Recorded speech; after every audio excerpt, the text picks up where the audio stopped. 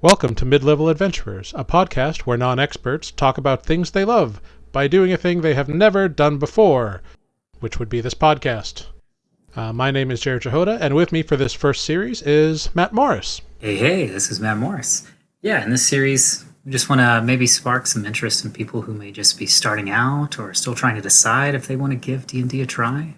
Like Jared said, we're not experts, but we're nerds, and we like to talk about, some topics related to D&D. Exactly. And as Matt mentioned, this first series is dedicated to a discussion on Dungeons & Dragons. But what is Dungeons & Dragons? If you're living under a rock and don't know anything about how it's permeated pop culture over the years, that's okay. I'll tell you right now. Dungeons & Dragons is a tabletop role-playing game, or TTRPG, that was first published in 1974, created by Gary Gygax and Dave Arneson. It was created to be a fantasy version of miniature wargaming, which was really popular at the time. And now D&D is considered the big daddy of all tabletop RPGs. It is currently in its 5th edition, and over the decades has spawned numerous spin-off properties, including novels, comic books, board games, TV shows, music, toys, movies, and tons of stuff I'm not remembering. Currently, Dungeons & Dragons is owned and operated by Wizards of the Coast, which is in turn a subsidiary of Hasbro. Did you know that? I did not actually know that. Yeah, Hasbro, based in Providence, Rhode Island, not too far from where I grew up, actually. Oh, very nice. Yeah, Hasbro, kind of a mega game owner there, aren't they? Yeah, big in not only games, but also action figures and that kind of stuff. Oh, yeah, I forget about the action figures. Yeah, actually, I went to high school with a kid a couple years under me whose dad worked for them during the 80s when G.I. Joe was really big and everything. And they used his dad's photo as one of the profiles on the back of the character cards, on the back of the packaging, because that's what amazing. They would do.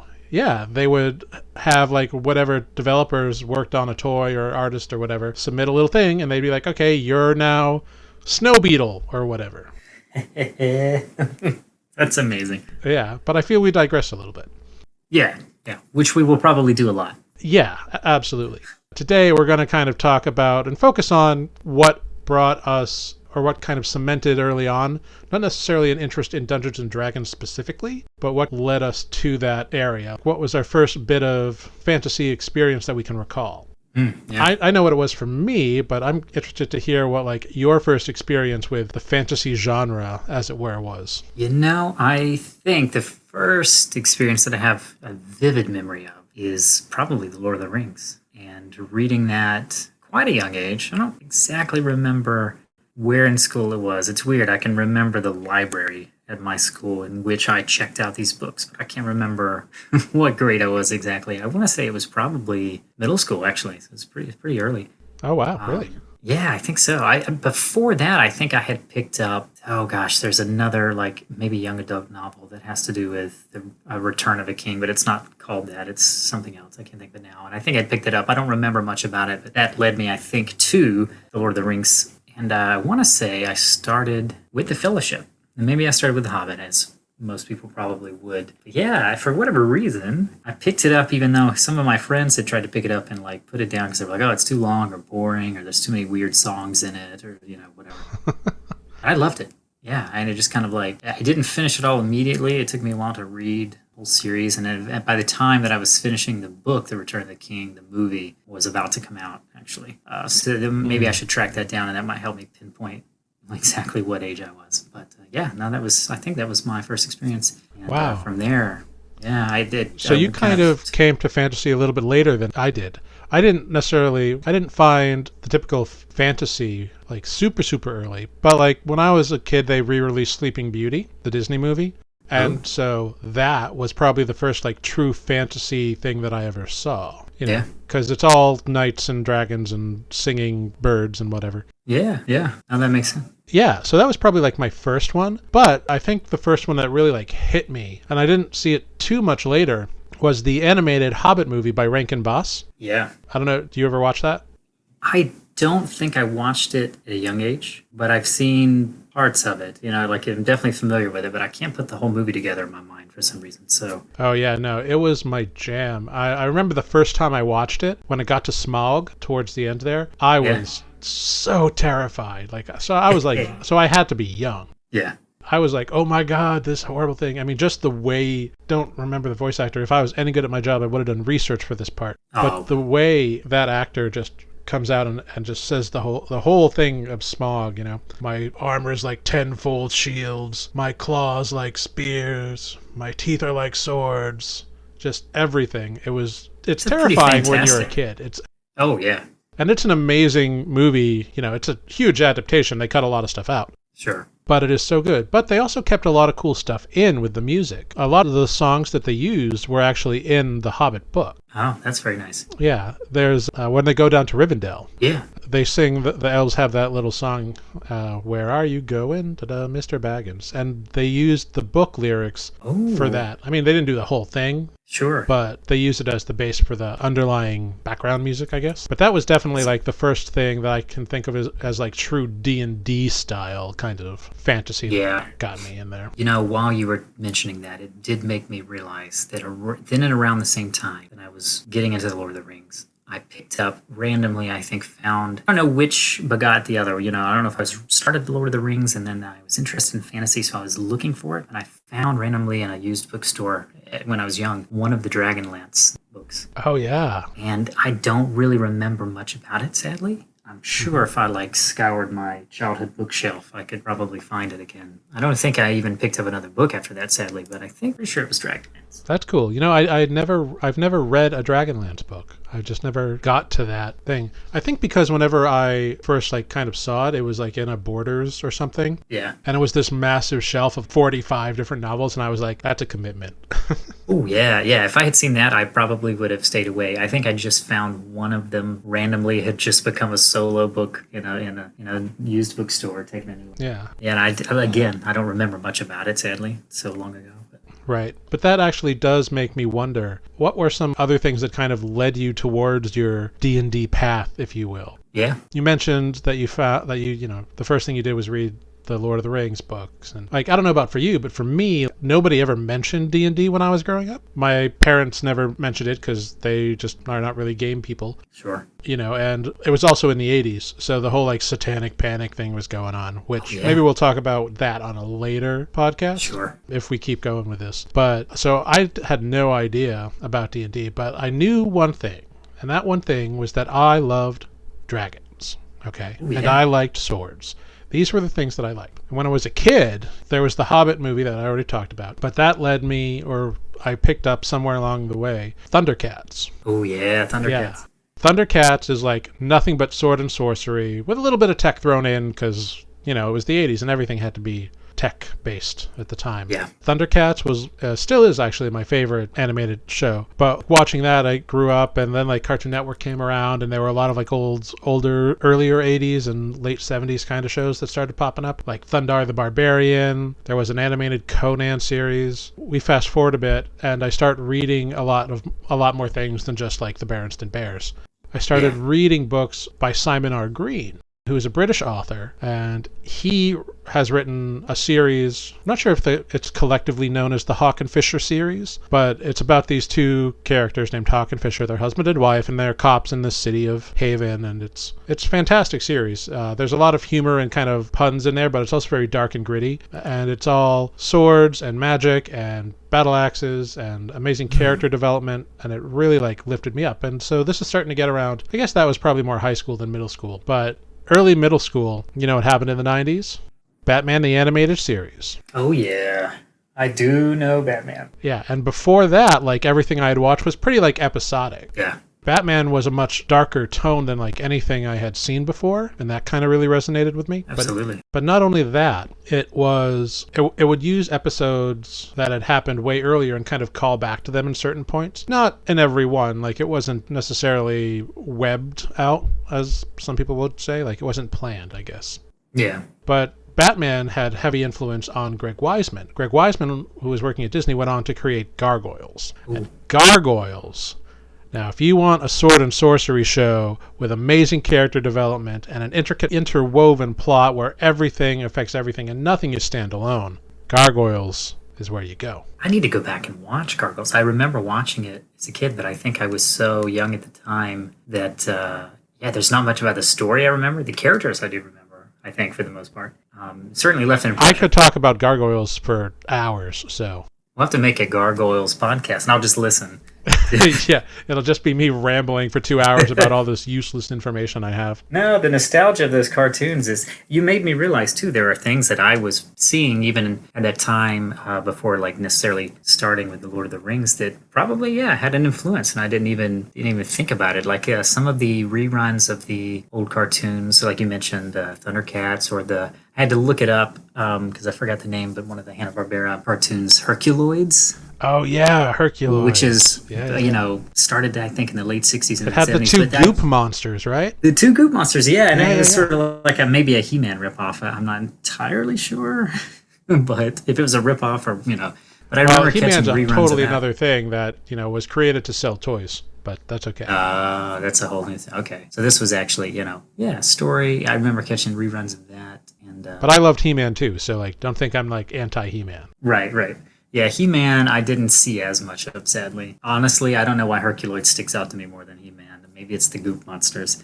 Maybe. There was also the single horned Triceratops looking thing that shot lava rocks out of its head. Yes. You know what? Maybe that's why I remember it, because you mentioned dragons were one of the things that led you in, and 100% for me, the tie to fantasy is probably centered around dragons. Oh, yeah? And it started, I think, I just was one of those dinosaur nerds as a kid. Loved them. Yeah. And so, the next, the fantasy version of a dinosaur is a dragon. That's as far as I'm concerned. Totally. So easy transition from, historical things that were really cool to dinosaur things that are even more cool because they're dragons. It can do things that dinosaurs couldn't do. A lot of smart, intelligent people who study these sorts of things and study lore and myth and whatever actually think that that's probably where a lot of dragon mythology comes from. Yeah, would totally make sense. Ancient people on their farm unearthed a Tyrannosaurus skull or a Pteranodon skull and saw wings and were like, oh my God, it's a dragon. And so it kind of perpetuated that idea. Yeah, it makes sense. I mean, it was even, in the early days of what we consider fact for dinosaurs, they were getting things mixed up and putting skeletons together that didn't belong, So it doesn't surprise me that hundreds of years ago, somebody would have accidentally found two sets of thing and been like, oh my God, this is a terrifying creature with wings and four arms, and Yeah, absolutely. I think it fed into that, and the interest in swords. I don't really know where that came from, but that definitely the Sword of Omens. Hello, the most ridiculous Deus Ex Machina ever created. I have a sword, but it does everything else too. It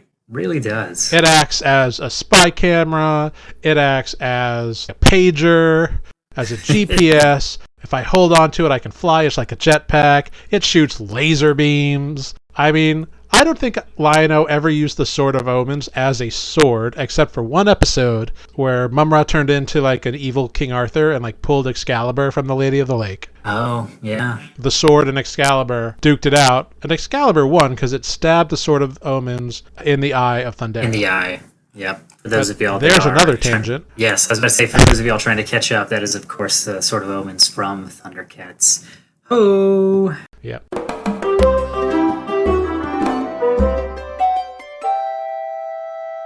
So a special segment we have on Mid-Level Adventurers is where we talk about what we are imbibing while we have these wonderful nostalgic conversations. Matt, what are you imbibing tonight at the tavern? I am imbibing, I'm not even sure I'm saying that right. Tonight, I'm having a Manhattan rye that is aged in maple cask. So not super taverny. Yeah, maybe next time I'll have a proper pint of something. Yeah, just a nice, mellow, easy to sip whiskey that actually is distilled up in just above New York City. So for any whiskey purist out there, it does not in fact come from Kentucky. Sorry, but the people that make this also do the baby bourbon. That's what they're known for. It's the Hudson Distillery, I think. I'll look up the name from their exact name. But yeah, no, anyway. That's what it is. It's delicious. It's probably my favorite neat drinking whiskey. The end. Very cool. What are you imbibing, Jarrod? I'm imbibing, actually, something I don't generally go for, but I've had it the past week, and I really liked it, so I got it again. It is from Harpoon. It is their Dragon Weisse. Ooh. Okay. Yeah. I don't think I've had that. It's a dragon fruit and hibiscus Berliner style Weissbier. So it's a wheat-based beer with dragon fruit and hibiscus And apparently there is a dash of maca, which I have no idea what that is. I have no idea either. And a little bit of sea salt to kind of bring out the dragon fruit hibiscus flavors. That is quite nice. It reminds Dogfish Head has something in the dragon fruit world, and I like fruited sour beers, or Berliner Weisses in this case. I'm not big on like sour kind of beers or like goses, like occasionally, but not super big on it. I mean, but it has a dragon on the label. It's a purple dragon, and how could I say no, right? It's perfect. And I do like dragon fruit. I like the tartness of it. Yeah, it's a good fruit. Man, I'll have to look out for that. I've had Harpoon occasionally. Not in a long time. UFO used to be a big favorite of mine, speaking of wheat beers. Oh, sure. Or their take on Blue Moon, I guess. Well, before we turn into a beverage podcast, which maybe we'll do that later. Maybe, yeah. This has been the Tavern Corner, or whatever we're going to call this segment, but that's what we're imbibing tonight. Yeah.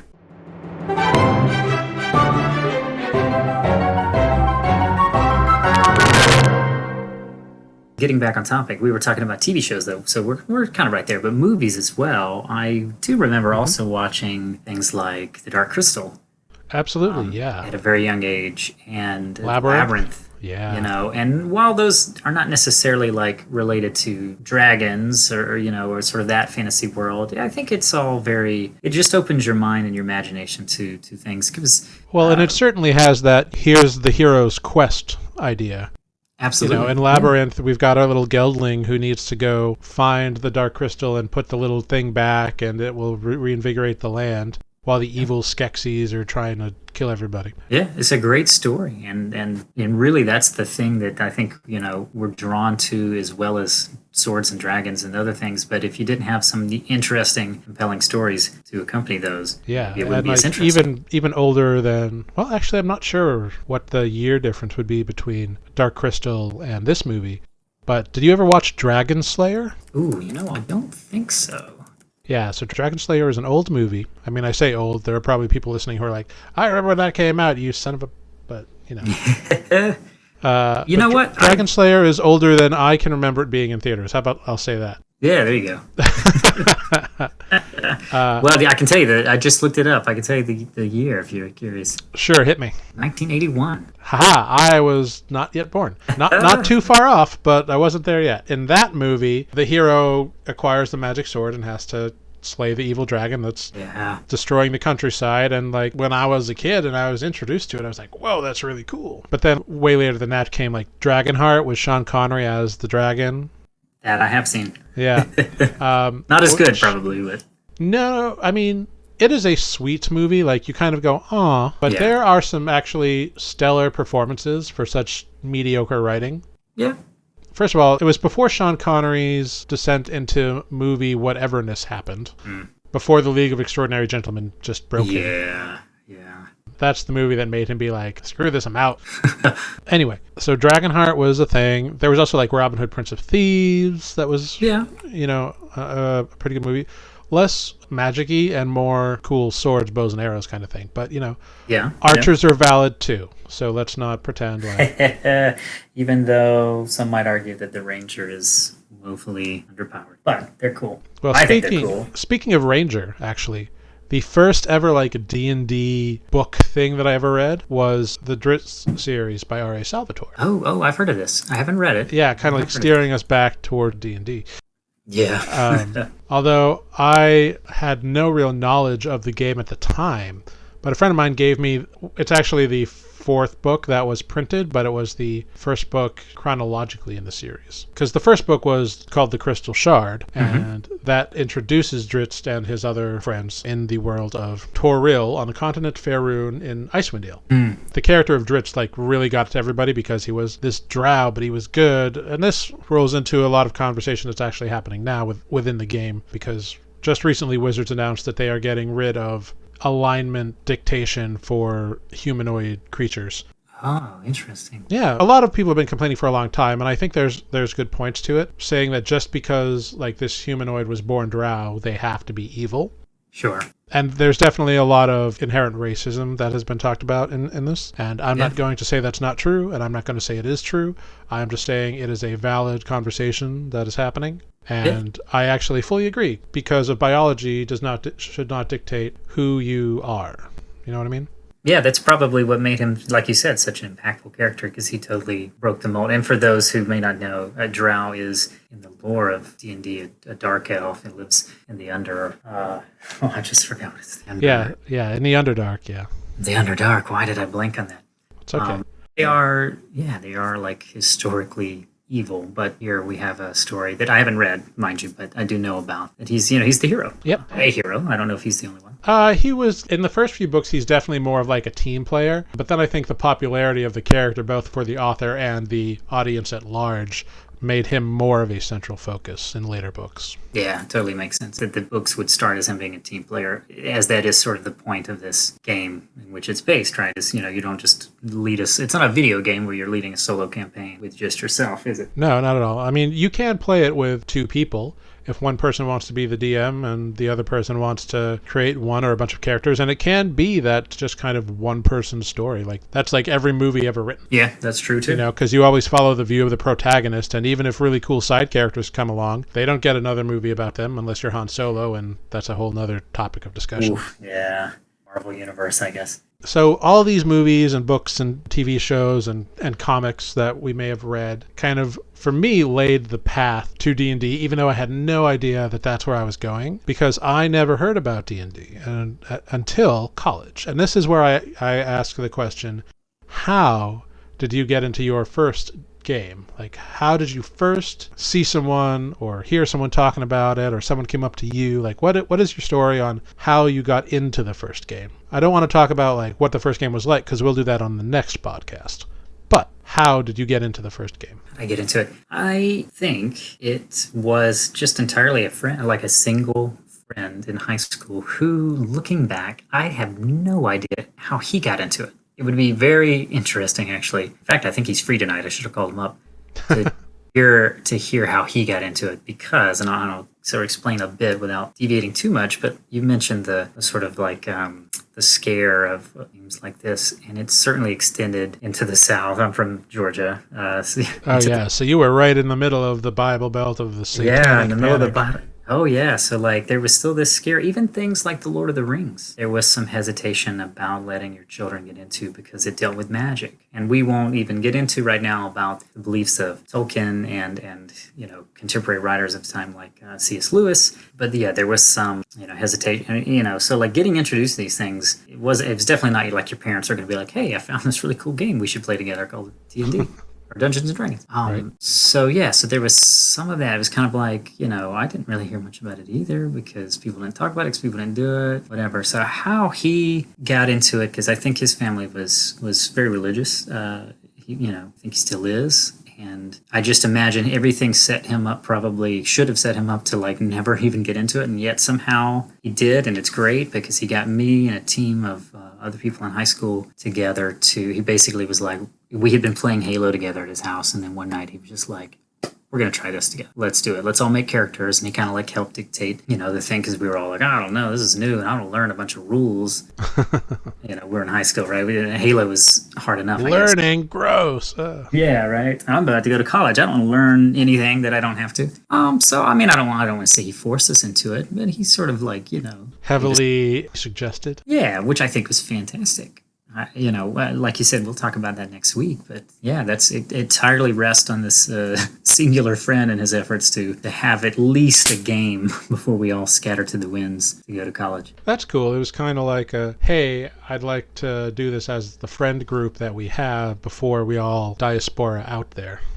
Yeah. And then we had been doing some activities together already. Like, this was the heyday of LAN parties. Oh, yeah. We are very accustomed to like going over to play Super Smash Brothers, Yeah, see, I was in college when LAN parties were a thing, so. Oh, yeah. So, yeah, this would have been right toward the end of my high school. And so, yeah, it totally, for him, made sense. And in hindsight, it made total sense to me. Like, we're already coming over to each other's house and hanging out like this all the time. Let's just do a thing that is not a video game, which I think was cool. So, yeah, I came at it backwards in some ways. I know that like a lot of video games that I experienced or I played are heavily inspired by Dungeons and Dragons. And so in hindsight, it's funny to make those connections. Like, I loved the Elder Scrolls Morrowind game that came out. Yeah, well, D&D is so pervasive now, and I think that's one of the things we mentioned early on in this episode. It has influenced so many things beyond just comics and books and whatever.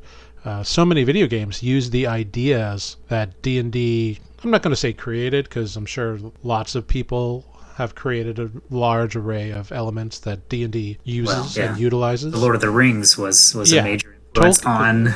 Yeah, I mean, Tolkien definitely, 100%. He was the real guy who put it all together in a way that made Gary Gygax be like, yo, dude, I like your stuff. Boom. In fact, in the first edition, halflings were just called hobbits, and then they got like a cease and desist from the Tolkien estate, and we're like, oh, I guess we'll change it to halflings.